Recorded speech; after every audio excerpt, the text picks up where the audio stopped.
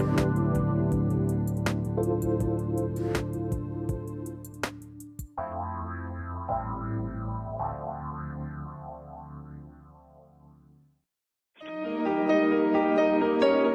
to the Dr. Pat Show. Talk radio to thrive by. Powerful, inspiring, and coming to you live, bringing you stories of people like you and me, busting through and living life full out. Get ready to dare to wonder what your life would be like if you knew you could not fail.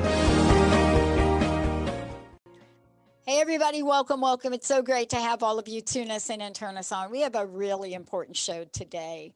It's really important. When I thought about this and introducing all of you to Trish Laub, I thought about, what it is that had touched her on the shoulder and had called her to come forward with a passion and purpose in life that is so important given the day and age we live in now.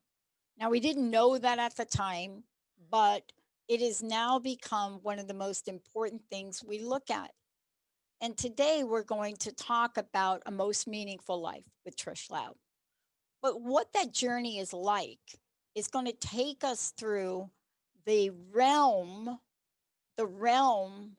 of scenarios that one enters in life when they are either asked to be a caregiver. We're going to talk about the meaning of that and what Trish calls it, or you are on the other side of that, the receiver. Today I get to introduce all of you to somebody that has created an amazing platform, someone that has said yes to touching upon one of the most important aspects of our journey. And we've talked about this from years back. We talked about the fact that we would be coming into a time where we look at comfort in their journey, and that's her. It's an award-winning book series. We're talking about that as well. But what we are really talking about is how one steps forward and looks at this aspect of caregiving in a totally different way. Looking at it from every aspect of who you are and the scenario that you have in your life in front of you now that you didn't expect. And we're going to talk about the range, because here's what we know about this journey. Every single one of us gets to start this journey at a very young age. You just don't know it. Today, I want to introduce you to my friend, my colleague, and the host of a fabulous hit show, somebody that understands caregiving is the acknowledgement of the care hero. Trish, it's great to have you. It's great to be here. Thank you. I want to start with what I said about the idea of, look, we start this journey really early on, but we don't know it. And I want to just take people on a journey in your life. This is something that I know. Each of us has challenges and obstacles. I would love to know for you what some of the challenges and obstacles you had to go through shaped you, molded you, had you stand tall in your power to bring you to this moment. Okay. Let me just start with the caregiving journey. We can get to the other term, but I so agree with you. That journey starts for us before we even recognize that it's part of our journey. And I have so many examples now that I can stand where I am and look back and say, oh my gosh, I was a caregiver. I was a care hero.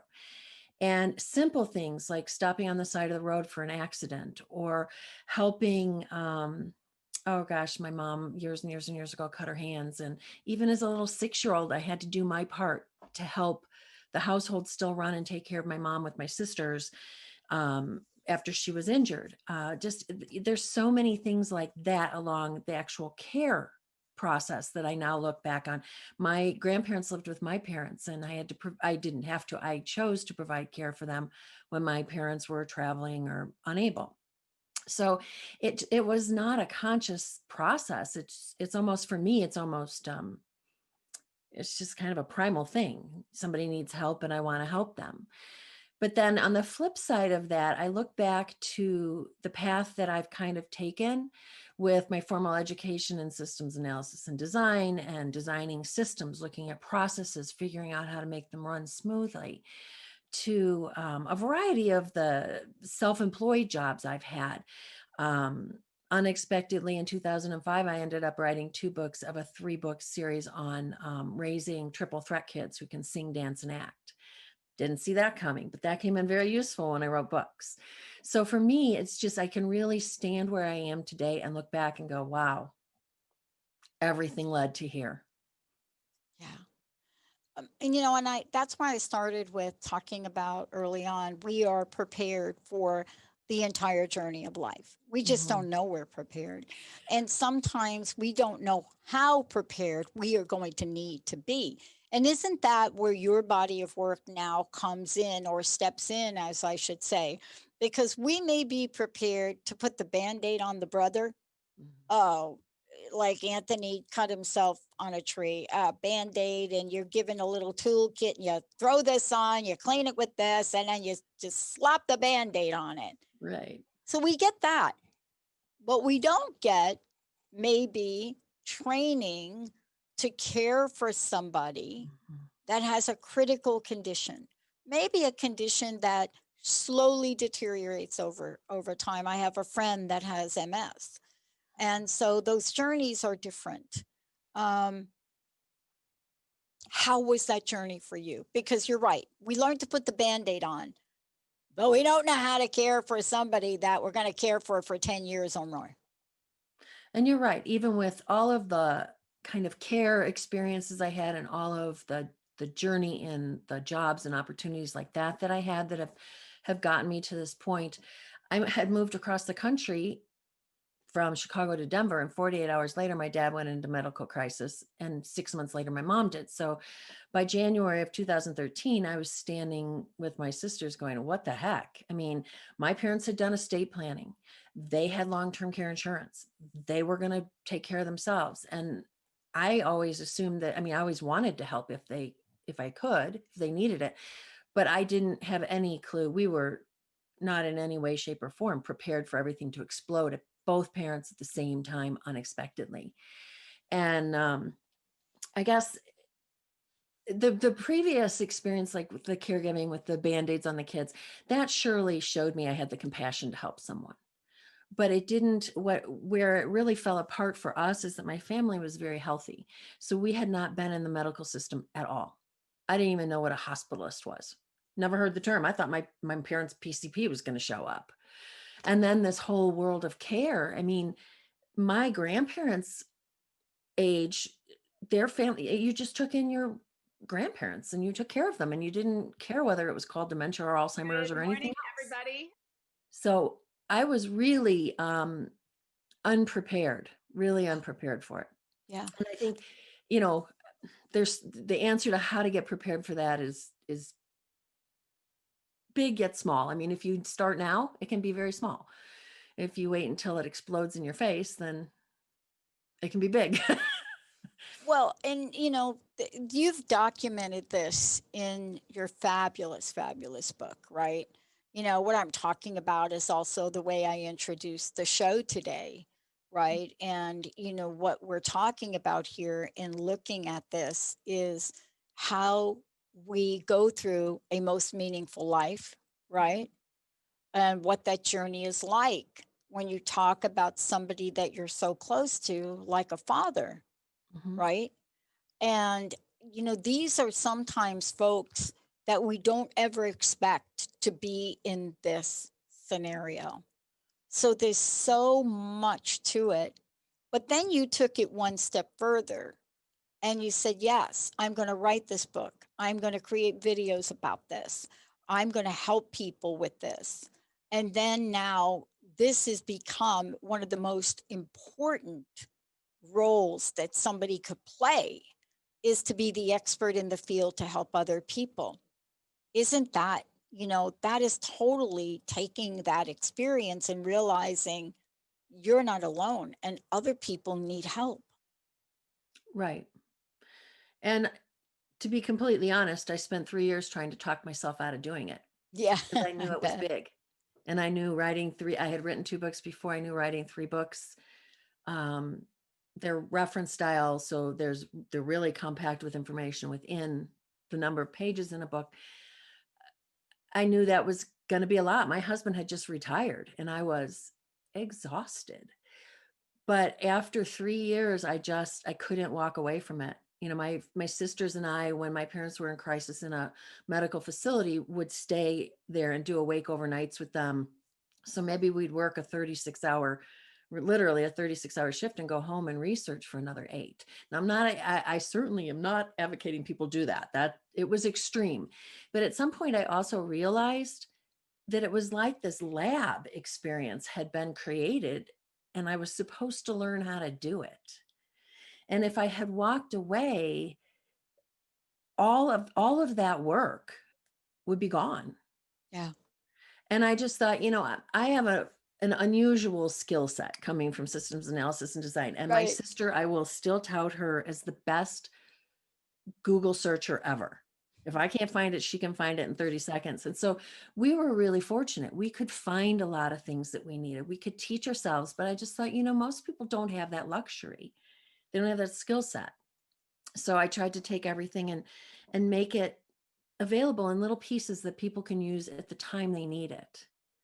Yeah. And that's the thing, too, that you brought forward, not just in the way you help other people, but also in outlining something so important. You know, when people are thrown, and I'm going to say this is my words, are thrown into a situation like this, Mm-hmm. there's not an organized way to even know where to start. But you have outlined an approach, and this is the work you do to help that you do to help others. A systematic, detail-oriented way, right? To Right. maybe document everything. And this is the key for things. So when we come back from break, I want to talk with you about not just how you did that, but what did you find are the critical success factors for successful caregiving? Because you and I talked about this before. Folks don't even know what they don't know, Right. and they don't even know what questions to ask. I mean, I'm going in for an elective surgery here, and I'm thinking about, I don't even know what questions to ask. And they've Mm-hmm. given me books to read and things to do, and don't take this and don't do that. And if I had to do this on my own, I am not sure that I would be able to get this taken care of. When we come back, what is this about success in caregiving? And how do we honor those that take that journey? Let's take a short break. We'll be right back with.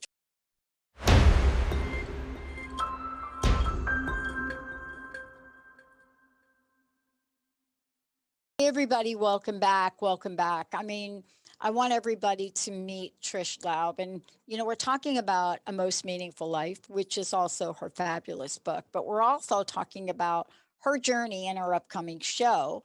And what we're doing is, look, there are many books that you can read that give you science that are really quite academic.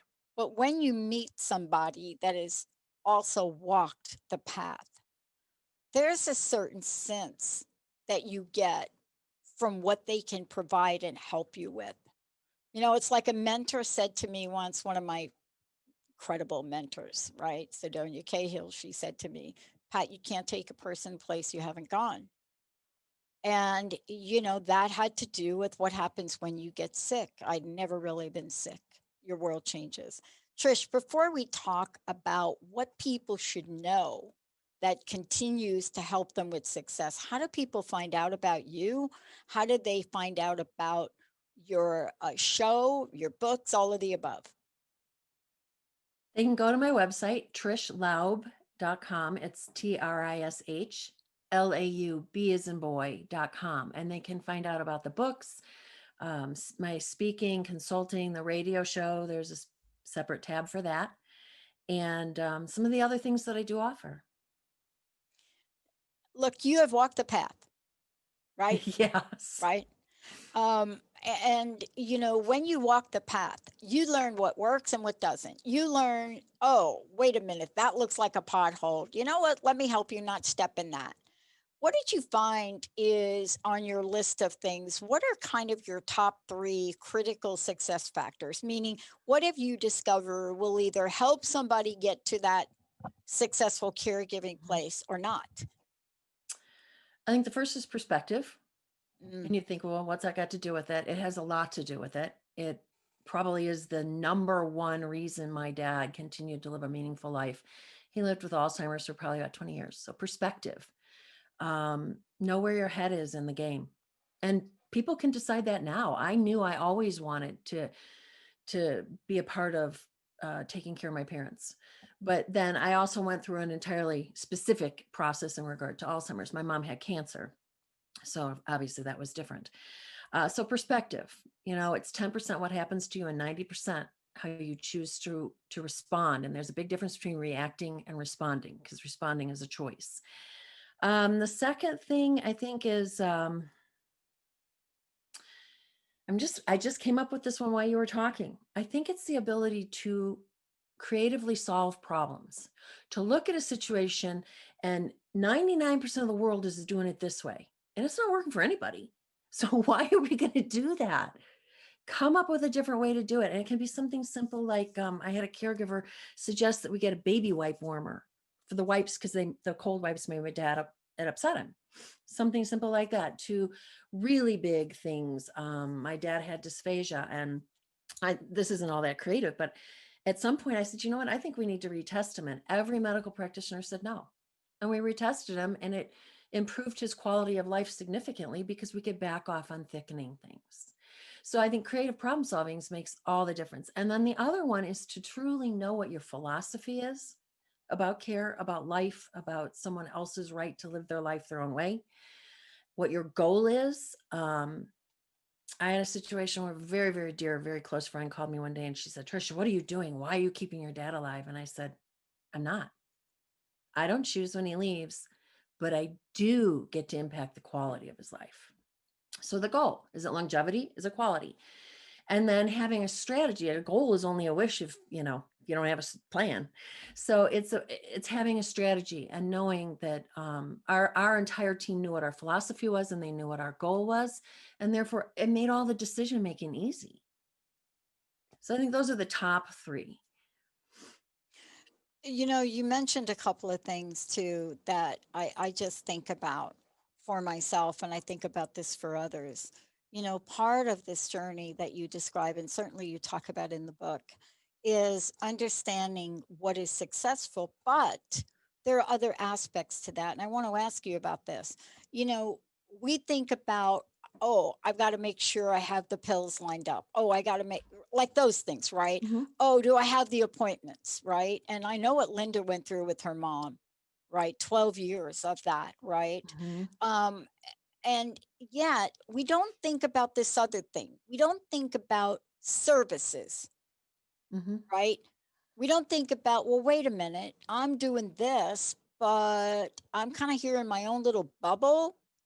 Are there services in the caregiving arena that when you think about them, Trish, you think, oh my goodness, this has got to be on your top 10 list? Mm-hmm. There's actually two and almost three, depending if you understand the second one. But the first service, I think, if I'm understanding your question, is and it can be provided by yourself, or you can hire someone to do it, is patient advocacy. What I learned going into the medical community, I mean, they're rock stars at what they do. They save Yeah. lives. If Yeah. you're in the hospital, you're either doing surgery or something like that, or they're saving your life. Yeah. And then you have this care world, and there isn't much more than a really limp handshake between the two. And there's actually a time between discharge at a medical facility and going back into a care facility or to your home, where I call it limbo, because nobody's really overseeing things. And even while our parents were in medical facilities, we oversaw their care as so. But patient advocacy is a term, but it's also a job. It's also a service provided by board certified patient advocates. And I highly recommend that people do a little research on that, because it's an invaluable service. The other one to me has got to be one of the greatest services offered in our country, and it's palliative care. But most people do not understand what palliative care is. And hospice care is a little tiny, it's at like the handle of the umbrella. There's an umbrella of comfort services that anyone with a life-altering diagnosis is eligible for palliative care. And then hospice care, I mean, those people are just angels. I mean, they come and make your life okay, the life of the person who's transitioning as well as yours. So those would be the three top services per se, I would think. I found the most valuable. Yeah, you touched on a couple of things, and so not only are what we're talking about is important for people to understand, but you also work with people that may have different situations. Mm. They may be in a different need. They may have a different aspect of this. And when you're in the middle of something, cutting to the chase of all that is daunting. And that's why, for me, I think about who's going to be on my team, right? If I'm going to get something where I'm not going to be able to get around, who's going to be on my team? Who's going to help me? And that's where you come in. What is it that people should think about and look about when they're making this decision and think, I got this. I can do this alone, Trish. Uh, well, maybe you can. Maybe you can. My sisters and I, because we didn't have the information, we didn't know what we didn't know. And as you said, there were many books out there. Many of them are fabulous, but I didn't have time to find them. I didn't have time to read them. There are organizations, but now after the fact, when I can look back, my sisters and I became all the players. It's like a football team. Yeah. You need a coach, you need a quarterback, and you need a whole lot of players. Or at least be aware of them. Maybe your particular situation doesn't need everybody, but a patient advocate can be a person on that team. So when I mentioned the three top things, I'd say, the care team is probably right up there with the three, but that made it four. To have an actual care team. And it's something that I think people need to consider up front. So, okay, right now they're just helping with bills and they're taking food over sometimes and maybe cleaning. Okay, that's great. And maybe you have maybe you pay somebody to do some of that. They're part of your team. But look down the road a little bit to be aware. It's always kind of it's good to be aware of that next level that you might need, just to even know about a patient advocate or a placement consultant for housing. That's another person that I'm not even sure they existed when I was going through it. It's a phenomenal service. But your medical professionals are on your team. Any caregivers are on your team. To me, it's a team effort. Your team may be just you. Yeah. It may expand. And I'm glad you mentioned that. I want to be really clear. My approach is not to say it needs to be done A, B, C, D, E, because there's absolutely not two caregiving situations that are the same. There's different financial factors, different housing factors. And so my approach is to say, these are the things you need to consider. If these 5 of 10 don't apply to you, then look at the other 5. But these are the kinds of things that you might want to be thinking about. Yeah. And that's where it gets confusing for people, because even the best of us at the best times of our lives, in the best situations, we can be moderately good at decision making. But when you take scenarios like this and you apply stress, then you apply compassion, then you apply the emotional aspect of this, you need help with the guidance system around this. Not only that's what you do, but also in your show, A Cup of Comfort, that is about this. This is about care hero topics that nobody wants to talk about. And I just want to say to folks before we go to break, that is the second and fourth Tuesday at 12 p.m. Pacific, 3 p.m. Eastern on Transformation Talk Radio. When we come back, we're going to think about what are those things in the journey that really do scare us. What are some of the things we just don't want to face? What are some of the things that put us in the flight mode, and why is it these things are some of the most important aspects of this journey? That's what Trish Laub's going to talk about when we come back. Let's take a short break, everybody. We'll be right back.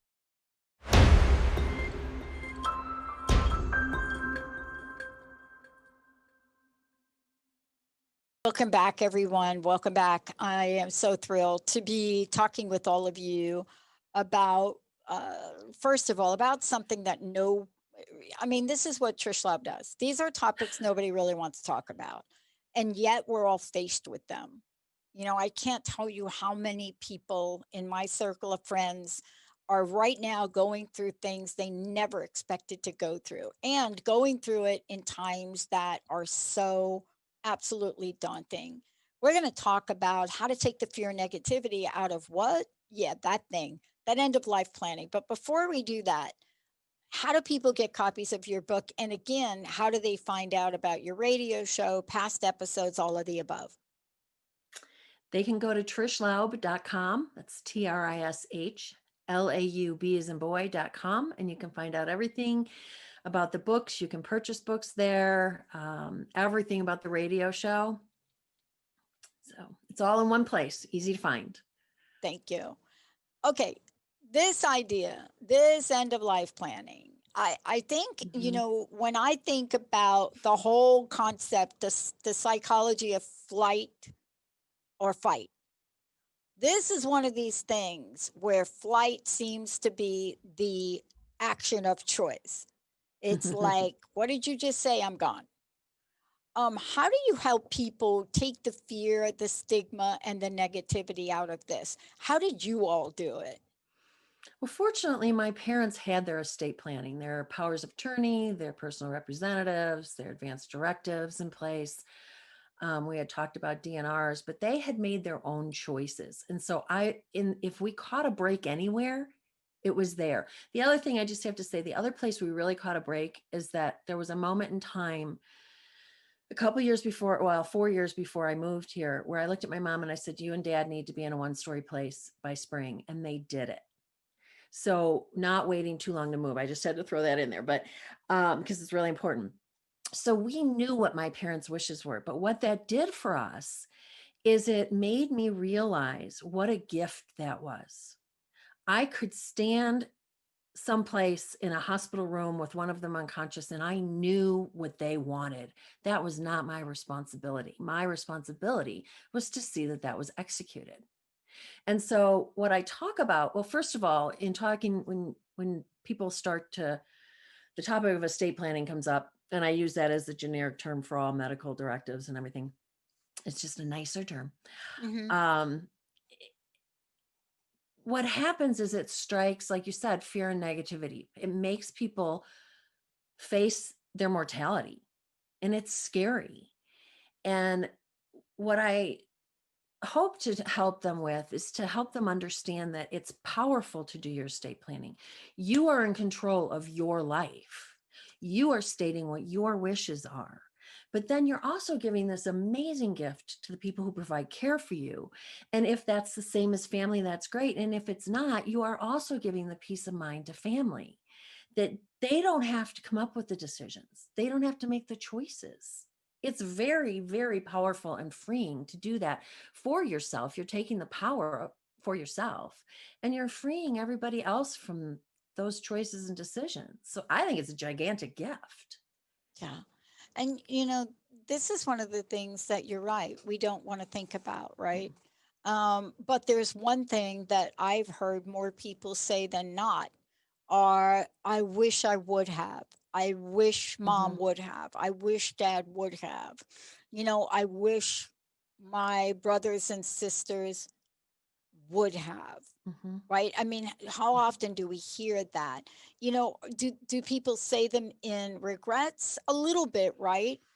Um, but for the most part, it's, if we would have only done this, this would have changed.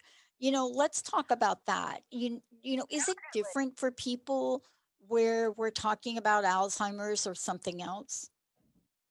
Well, I think first of all, just to address your Yeah. most of what you said, I've been asked, how do you go through this process without regrets? And I think that answer is you make the best choice in the moment that you can with the information Mm, that you have. hmm. I literally would drive 3 minutes to the hospital, walk in, and some doctor would look at me and ask me a life and death question. I hadn't even heard the question before. So you do the best you can. And what's freeing about that is if 5 minutes later you have better information, You use that and make a different choice. And so it's all about being able to say, I did my best for this person. I did my best with the situation I had. Um, with Alzheimer's, I don't know that or people with dementia, I don't know that it's different. To me, actually, it was the same, because I did my best to keep my dad safe, because he was the big protector. He was the big man, and no one was going to hurt his kids or his wife. And he was the protector. And now I had to be his protector. And I made him a promise. I verbalized it to him, and I said, I will keep you safe. Yeah. So, I think with dementia, there's an element of safety that ups the ante a little bit. And then also, because they can't advocate for their own dignity and the quality of life, that was something that I took on and said, okay, this is going to be part of my deliverable. So, with my mom, I didn't really have to fight to keep her safe, because my dad had cognitive challenge. My mom couldn't have been brighter, smarter, sharper at 92.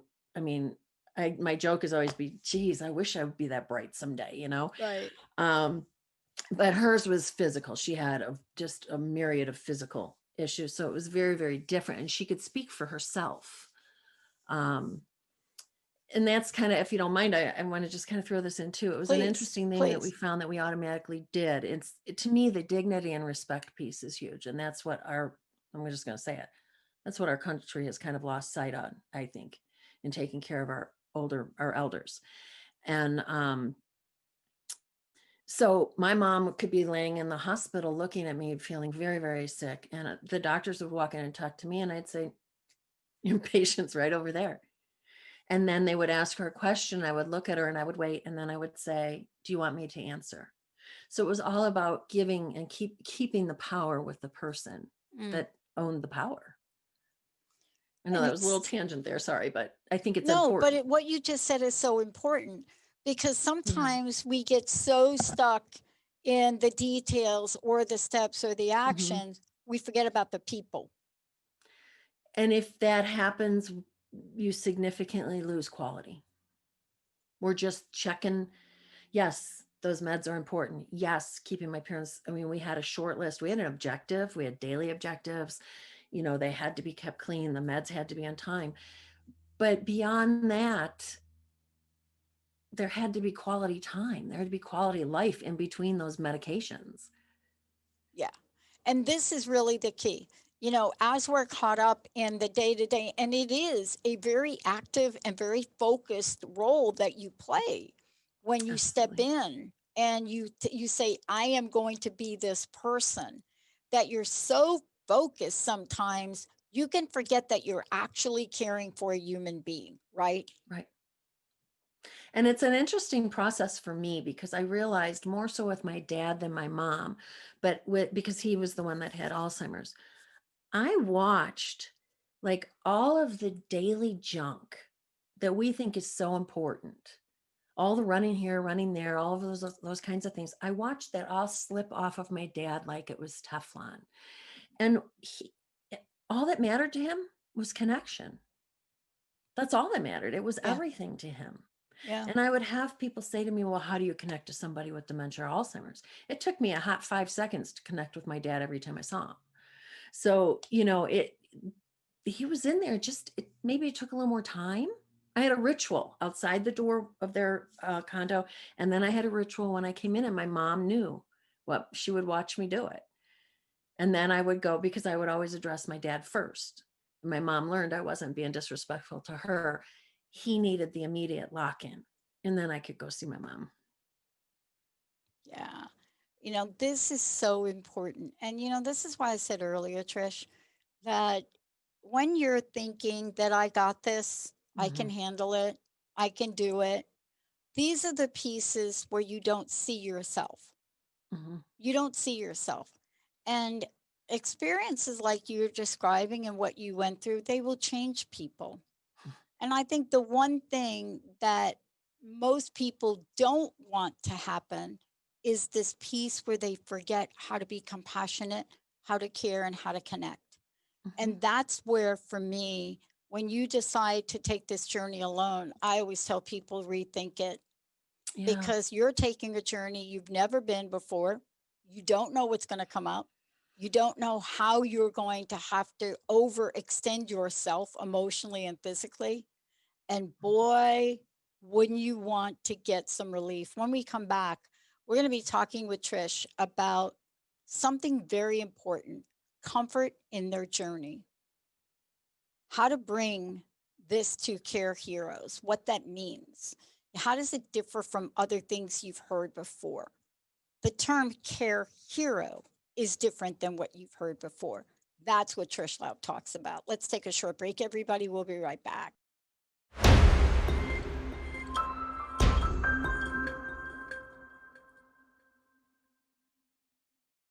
Everybody, welcome. It's so great to have all of you, the best listeners on the planet, A Most Meaningful Life with Trish Laub. But before we go into this next conversation, the conversation about comfort in their journey, comfort in their journey, and then care hero. That is something Trish Laub has created. This is the work she does. This is what she writes about. This is the show she does. This is how you honor these folks that step into a position that they're not always sure about what it is or how to do it, but they step up and they step in. And in order to find out more about Trish, again, let's make sure, Trish, people know how to work with you. How do they maneuver through that through your website? Just give folks some information if you would. Sure. The website is Trish Laub. Last name is laub.com. B as in boy. You can find out about the book series. It's A Most Meaningful Life, My Dad and Alzheimer's. There's a book completely dedicated to caregiving, everything you need to know about caregiving. It's Through the Rabbit Hole, Navigating the Maze of Care. And then the third one is Peaceful Endings, and that is Guiding the Walk to the End of Life and Beyond. And then you can find information about presentations and speaking that I do, consulting services. I have a membership side to my website where all of the text of my books, every article, and the content of interviews is on there, plus other features. But all of that information is searchable. So you can put in one keyword and find out any reference to that. And then, of course, A Cup of Comfort, the radio show. Yeah. There's a tab on that will show upcoming episodes, podcasts from previous episodes, and everything you would want to know about it. Yeah. I mean, let's talk about the why to this. Mhm. And the why really has been talked about throughout here and of certainly in your work. But it is a why, and the why has to do with these folks that step forward in a role. And a lot of them won't even say, yeah, I'm a caregiver. They say something like, I'm just doing what I need to do. Of course I would do it. Let's talk about, what does comfort in their journey? What does that say about these folks and your role in advocacy? Well, comfort in the journey is overarching all of the services and options, but A Cup of Comfort is really pretty specific in its deliverable. It is really, it's a half-hour radio show that I wanted it to be a brief period of time. Caregivers don't have time. They don't have time to find the next thing they need or to eat or to sometimes run to the bathroom. But hopefully they've got 15, 20, 30 minutes if they can get in there and just grab something that they enjoy drinking, a cup of coffee, a cup of tea, something, I don't know, a glass of wine, whatever. And just listen and hopefully walk away. My goal is for them to walk away with a nugget, something that is actionable. But the other part of it is I want it to be a celebration of care heroes, people who provide care. And that starts with dropping a meal off at a friend's house, or taking a meal to someone who's housebound, or picking up, dry cleaning for a neighbor. It starts out as activities of independent living. Very often it moves into activities of daily living, which are ADLs. And those are things like mobility, and they require more assistance with eating. It becomes a bigger job. But each and every one of us steps into that, and it's unknown. We don't know what we're getting into. We don't know if it's going to grow, if it's temporary, if it's long term. I certainly didn't know how long my journey was going to be. And so each of those people stepped into, even if they think it was a responsibility, they chose to respond to their ability. They didn't have to do that, and they did. And they walked into an unknown. And so that should be celebrated. Yes, we are providing caregiving, but that really sounds one-sided to me. And it is not a one-sided trip. So I have heard care partners, and that kind of takes us up a notch. But I think we're care heroes. I know we're care heroes. And that deserves to be celebrated. And then hopefully I can just hand them a little nugget. And then after each episode, they can go on my website and do a downloadable PDF, because I know it's really, really tough to retain information when you're providing care for someone else. And this really too is, it gets back to how we started this, and certainly it honors your journey.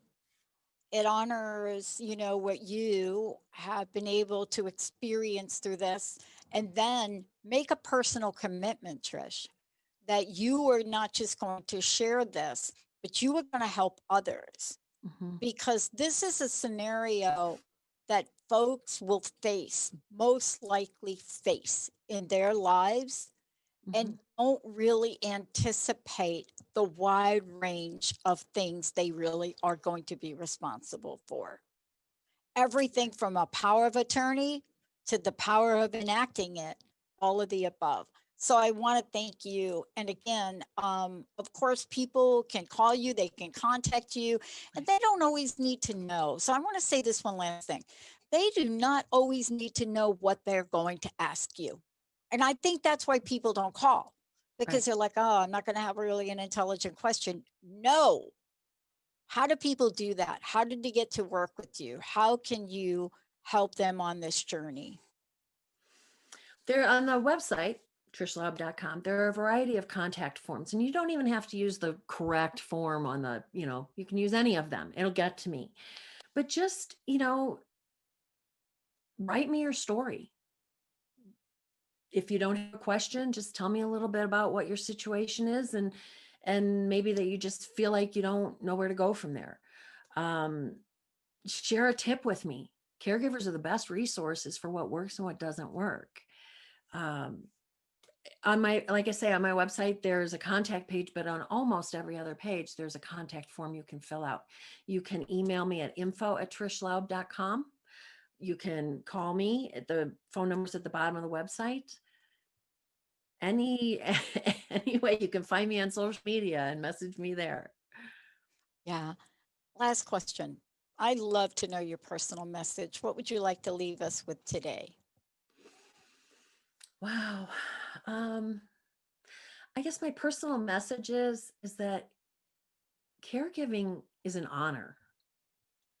It is a privilege.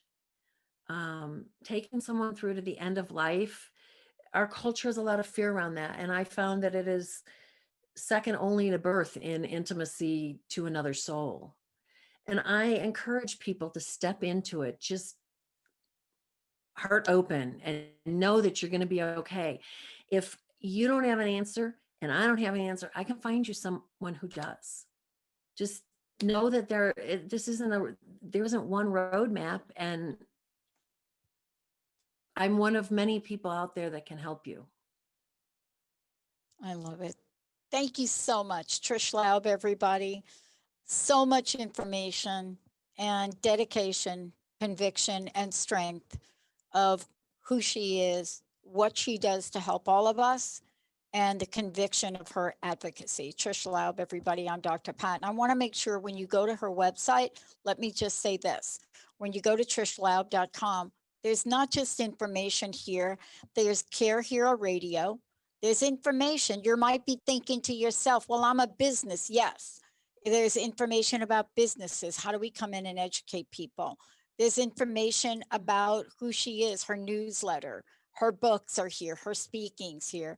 So clearly what I want to say to all of you that comfort in their journey, this is something that steps forward and brings this conversation to a new level. And as she would say to all of you, and what we've said today, it's okay if you don't know. It's okay if you're in the middle of a COVID crisis and you find yourself today caring for or being with or being responsible for something that you didn't think you would have to be responsible for. And I want to say this to everybody. Once upon a time, this was a conversation for people that were a bit older, taking care of older people. That is not the world we're living in today. We're in a different world. And I would encourage everyone listening to the show, whether you are 20 or 100, it doesn't matter. This is not a journey that you have to take alone. Please get a hold of Trish Laub. Please get some help. Please learn how to help yourself to help another. I'm Dr. Pat. If you want to know about me, go to the Dr. Pat Show, everybody. We'll be right back.